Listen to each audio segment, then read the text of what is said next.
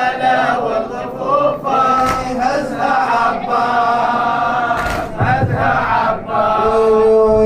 بالحرب يشبه علي حامل حمى والغيرة موقفه بصفين لك يشهد لأهل السيرة معجزة هذا الشخص خلى العقول بحيرة بالحقيقة لو تجي تفسره صعب تفسيره تفسره صعب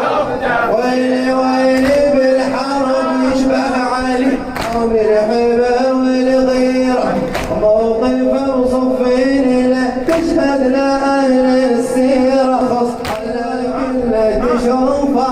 غيره كل تشوفه ابن الأقداس ابن كربلاء وطفوفه كربلاء وطفوفها هزها عباس هزها عباس شايل اطماع النشامه ابو فاضل ماسد يقطع رقاب النواصب وبعزم ويقاتل وبعزم واللي يرتجز اللي ويمشي بفخر وبزوده ومصل يم المشرعه على الجدب شايل جوده قاصدي وصل السكينه ويا يافي وعوده يشهد الطفل ابو فاضل من بذل مجهوده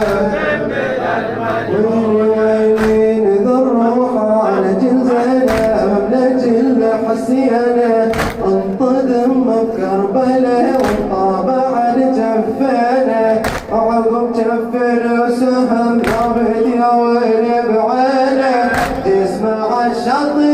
بقى